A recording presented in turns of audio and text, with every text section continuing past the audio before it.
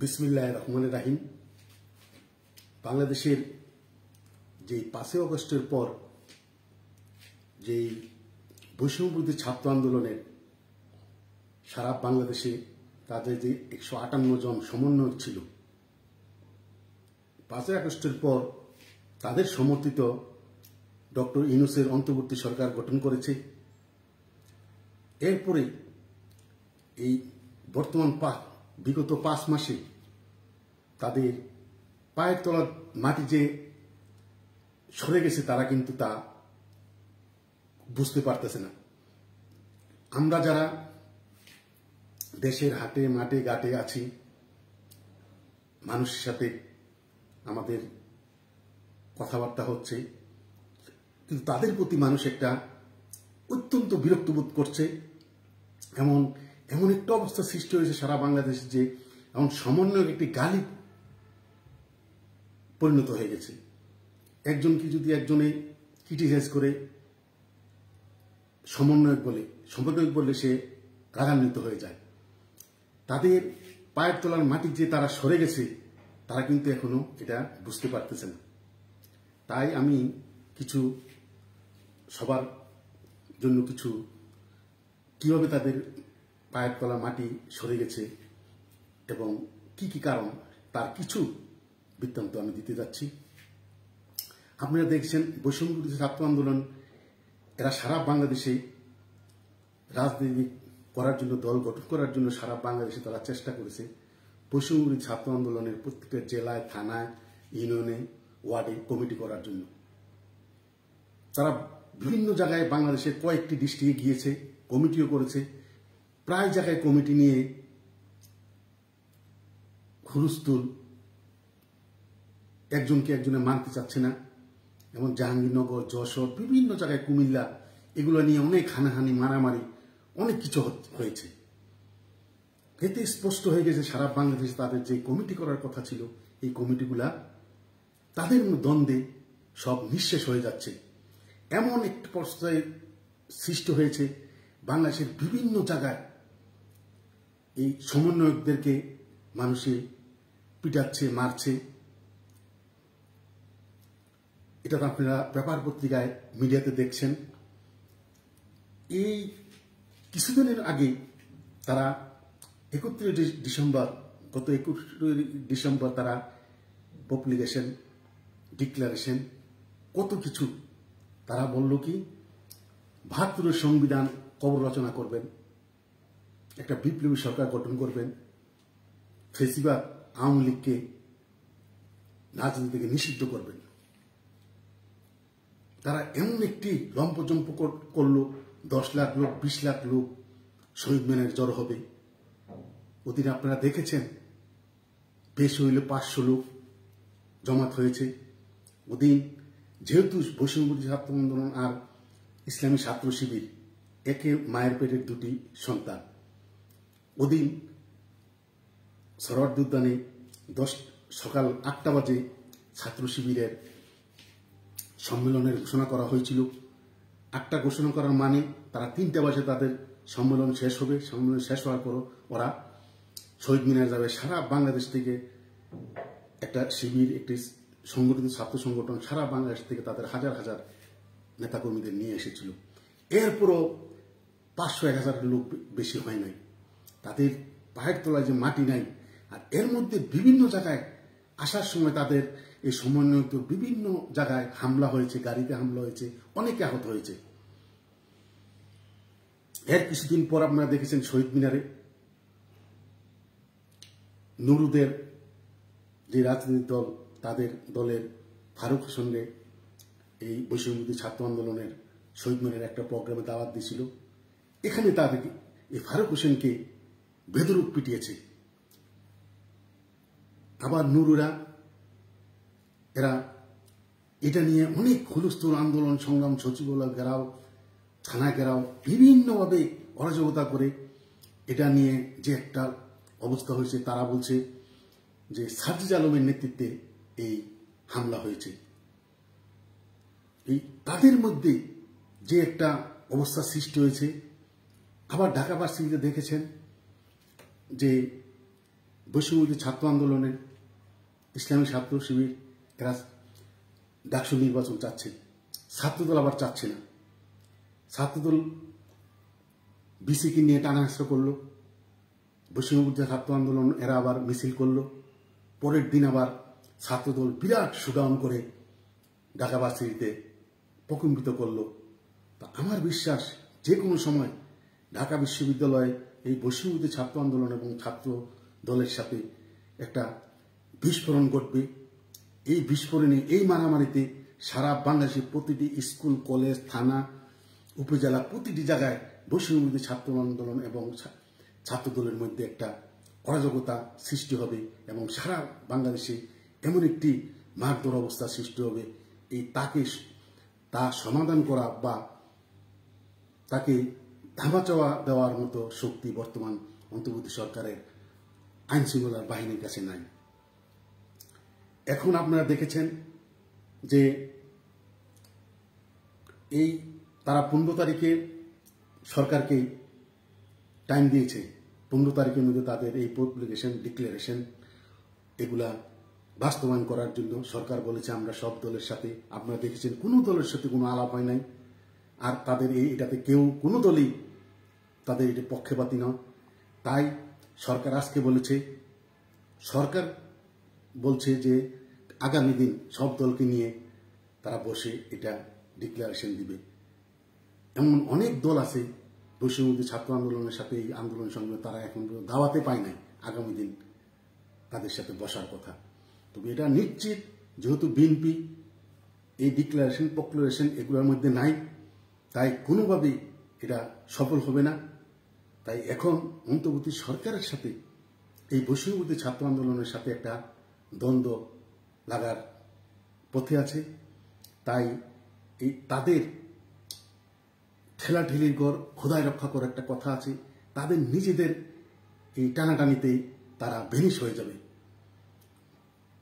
বৈষম্যবিরোধী ছাত্র আন্দোলন সারা বাংলাদেশে তাদের পায়ের তোলার মাটি সরে গেছে। তাদেরকে বিভিন্ন জায়গায় তাদেরকে পিটাচ্ছে, আবার কেউ বাড়ির ওয়ালে দেয়ালে লিখে দিচ্ছে মৃত্যুর জন্য প্রস্তুত হও। আপনারা দেখেন কয়েকদিন আগে, 2 দিন আগে চট্টগ্রামে গিয়েছে বৈষম্যবিরোধী ছাত্র আন্দোলনের মুখ্য সমন্বয়ক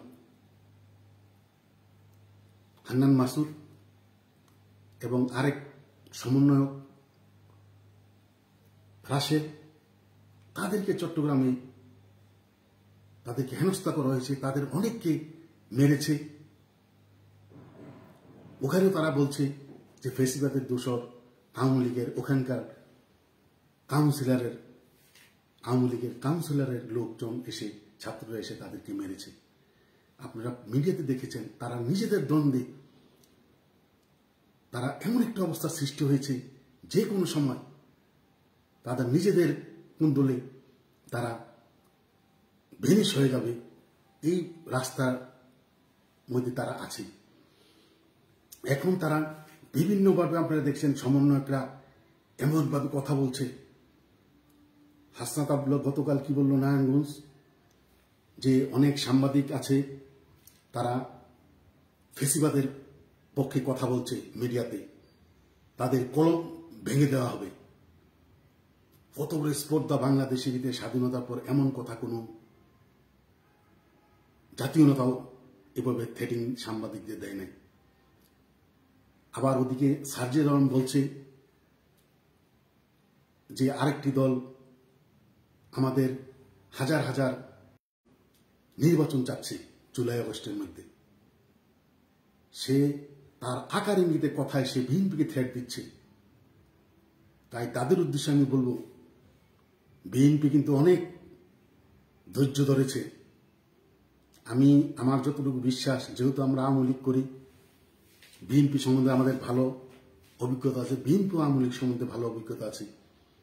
আমি যতটুকু বুঝি জানি, বিএনপির যেই সারা বাংলাদেশের যেই তৃণমূল থেকে সেন্ট্রাল পর্যন্ত যেই সংগঠন, তারা যদি আগামী 10-15 দিন পরে কোনো আন্দোলনে আইন শৃঙ্খলা অবনতি, জাতীয় নির্বাচন, দ্রব্যমূল্য এসব ব্যাপারে যদি রাজপথে নামে, তা আমার মনে হয় 1 মাসও এই সরকার থাকতে পারবে না এবং যারা এক্সিট নেওয়ার জন্য তারা যে পালিয়ে যাবে সেই রাস্তাটুকু পাবে না। আর এই সমন্বয় স্বাধীনতার পর দেখেছি, যেহেতু স্বাধীনতা যুদ্ধ দেখার আমার সৌভাগ্য হয়েছে, স্বাধীনতার যুদ্ধের পর 16 ডিসেম্বর যখন স্বাধীন হলো দেশ, 17 ডিসেম্বর থেকে মানুষ পথে ঘাটে রাজাকার। রাজাকার কিন্তু একটা ভালো শব্দ, ইসলামিক ইয়েতে রাজাকার হইল মানে সাহায্যকারী, কিন্তু এই রাজাকার একটা গালির মতো। এই রাজার মানুষ রাস্তাঘাটে পিটিয়ে পিটিয়ে মেরেছে। তাই এই সরকার যখন ফল্ট করবে তখন এই সমন্বয়কদেরকে রাজাকারের মতো মানুষে পিটিয়ে মিটিয়ে রাস্তার মধ্যে মারবে, সেই অবস্থা সৃষ্টি হচ্ছে। তাই সারা বাংলাদেশে এখন যে একটা অবস্থা সৃষ্টি হয়েছে, এই বৈষম্যবিরোধী ছাত্র আন্দোলনরা, এই শিশু রাজনীতিবিদরা যেভাবে জাতীয় নেতাদেরকে কটাক্ষ করার কথা বলছে, বিএনপি আওয়ামী লীগকে চ্যালেঞ্জ করছে, তারা তাদের যে সামনে যে কোনো সময় তাদের উপরে যে একটা খড়গ নেমে আসবে সেটা কিন্তু তারা বুঝতে পারতেছে না। আর তাদের ঢাকা শহরের আমি কয়েকটা ইন্ডিকেটর বলছি যে তাদের পায়ের তলার যে মাটি নাই। আপনারা দেখেছেন 7 কলেজের, ঢাকা কলেজ, ওখানে গেলে তাদেরকে পিটাবে। সিটি কলেজ আপনারা দেখেছেন, তিতুমির ওপেন বৈষম্যবিরোধী ছাত্র আন্দোলনের বিরুদ্ধে তারা মিছিল করেছে, তাদের নেতাদের, বৈষম্যবিরোধী ছাত্র আন্দোলন নেতাদের বিরুদ্ধে খুব বাজে বাজে মন্তব্য করে তারা স্লোগান দিয়েছে। ওখানেও তাদের ঠাঁই নাই। বাংলাদেশ স্বাধীনতার যুদ্ধের আগেও এই জগন্নাথ কলেজ তখন ছিল বিশ্ববিদ্যালয়, জগন্নাথ কলেজ, ঢাকা ভার্সিটির পরে জগন্নাথ কলেজে সবচেয়ে সাহসী ভূমিকা রেখেছিল 69-66 আন্দোলনে। সেই ঢাকা জগন্নাথ বিশ্ববিদ্যালয় তাদের আন্দোলনে আপনারা আগেও দেখেছেন, এই গত 2 দিন আগেও দেখেছেন, তারা কি বলছে, নাম ধরে বলছে নাহিদ, আসিফ নজরুল, তাদের ব্যাপারে কটাক্ষ করে স্লোগান দিচ্ছে। যেই কুরুচিপূর্ণ কথা বলছে ওখানেও তাদের ঠাঁই নাই। কিছুদিন আগে 7 কলেজে এই নজরুল কলেজ, সরওয়ার্দী এবং মাহমুদুল্লাহ কলেজ, এগুলোর মধ্যে যে অরাজকতা হয়েছে, তারাও এই বৈষম্যবিরোধী ছাত্র আন্দোলনের বিরুদ্ধে অনেক কটু কথা বলেছে। আর জগন্নাথের ছেলেরা যে স্লোগানটা দিয়েছে, নাহিদ, আসিফ নজরুল, সব চালারা বাটপার, এর থেকে লজ্জাজনক আর কিছু হতে পারে না। তাই বৈষম্যবিরোধী ছাত্র আন্দোলনের আজকে আপনারা দেখেছেন তাদের কেন্দ্রীয় কংগ্রেস সদস্য রূপাইয়া স্রষ্টা তনচঙ্গা, তাকে বেদর পিটান পিটিয়েছে মতিঝিলে, জীবন মৃত্যুর সন্ধিগণে। এই ছাত্র শিবির তাদেরকে আজকে মতিঝিল এভাবে পিটিয়েছে। আবার এখন বৈষম্যবিরোধী ছাত্র আন্দোলনের হাসনাত আবদুল্লাহ, সাজিদ আলমরা আবার যারা আদিবাসীদেরকে পিটিয়েছে তাদের বিরুদ্ধে যুদ্ধ ঘোষণা করছে। আদিবাসীরা আবার আগামীকাল সম্ভবত শুক্রবারে প্রধান উপদেষ্টার বাসভবন ঘেরাও করবে।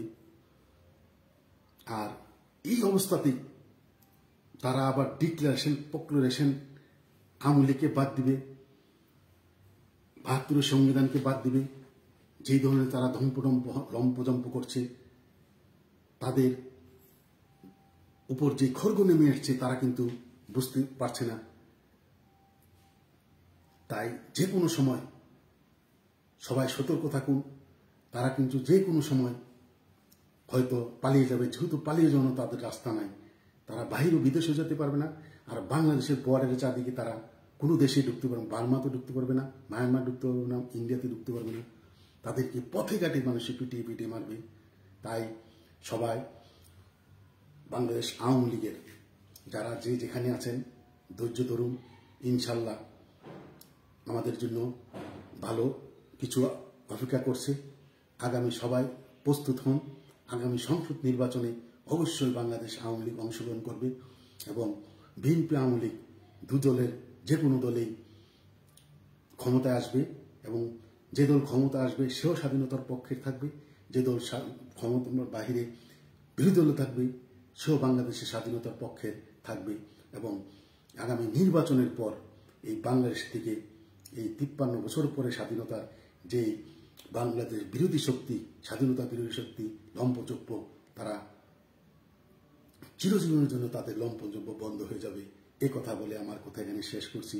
জয় বাংলা, জয় বঙ্গবন্ধু, বৈষম্যবিরোধী ছাত্র আন্দোলন নিপাত যাক।